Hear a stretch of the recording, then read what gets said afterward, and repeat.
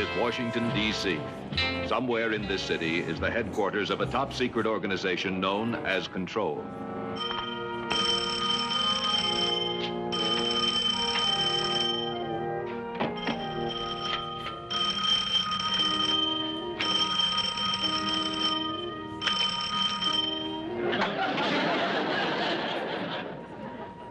This is Smart.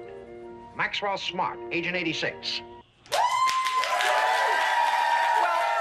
some of you actually remember when a mobile phone or a smartphone was nothing more than Hollywood science fiction. Well, fast forward, these days a mobile phone is as common as a shoe. Technology can be useful, but it can also be used against you. Here to show us how to make sure we are cyber secure, please welcome Jeff Moore and Troy Donnelly from Top Gun Security and Investigations. Hi there. Jeff, I met you about 14 years ago, and most of this stuff really wasn't there. So the work of a PI, or job of a PI, was even extra hard then. Oh, it was, yes, definitely. Back then, it was like just surveillance. And, yeah. Now with all the high-tech stuff, it's making the job a little easier. Right, and it's also created a whole nother job field. Yes, it has. It's opened up a new avenue for us to worry about and how to help people in protecting themselves and their children and their families. Yeah, let's start with, for the ones you love, your kids in particular, because in some sense, when you have this cyber world here, it's like leaving the front door open, and people can come right on through. So all kinds of ways to deal with our children. I want to start first with just that whole deal of what was back then, stranger danger still applies today, whether it's in person or online. Having a daughter myself, children today are usually taking pictures and posting pictures up there, and the problem is with the technology of tagging, you can have your location in GPS located in those pictures. Just in pictures? Just in pictures, and with the right amount of time and the right amount of tools, you can find out where that picture was taken.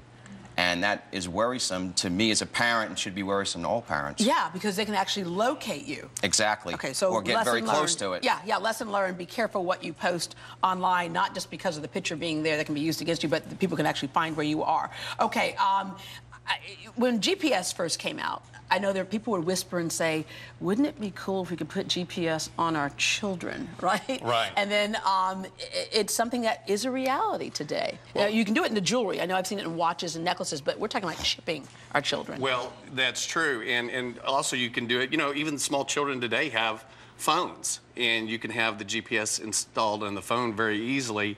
And currently, right now in legislation, there is a bill going forward where they're talking about microchipping.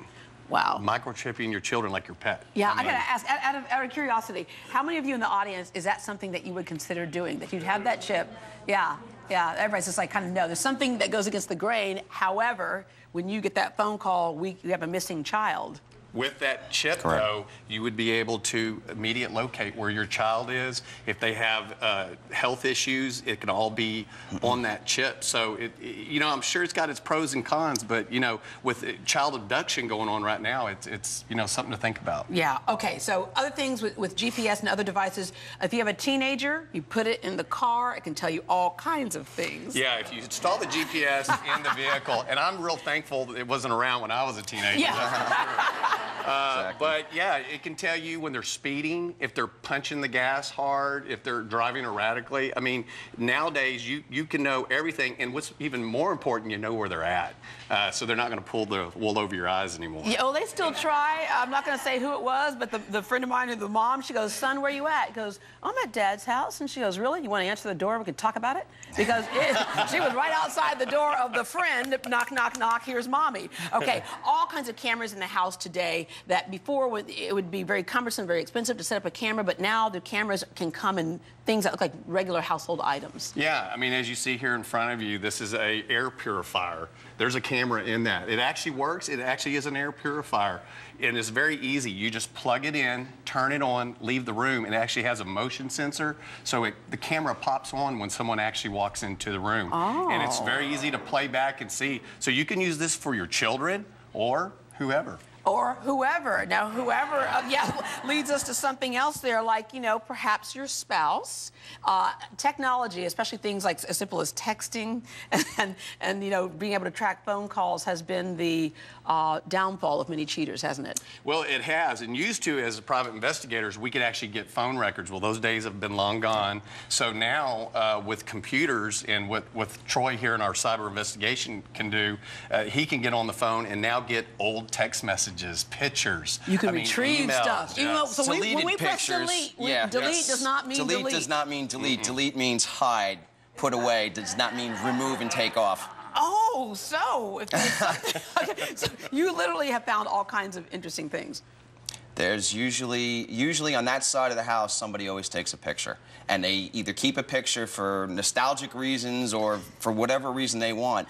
And then when they go to delete it, it's still on that device. Yeah. Whether it be a computer, iPad, cell phone. When someone calls you to come in, though, what's the legality of you being able to retrieve information off of someone's computer? So the legality for us is a key piece because we have to make sure that when we're called, it's the legal owner of the device. So if someone calls us and they want us to look at their spouse's phone and the phone is in that spouse's name, we can't go down that road. Oh, shoo. No, just joking. I love my husband. Just joking.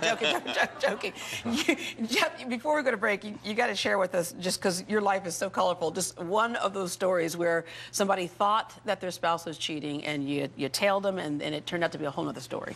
Yes, this one was down in Galveston, and the lady was just totally convinced that her husband was cheating on her. And we set up, we watched all day, into the evening, even into the night. We did see someone in there. We did see a female. We thought, oh, we had the goods.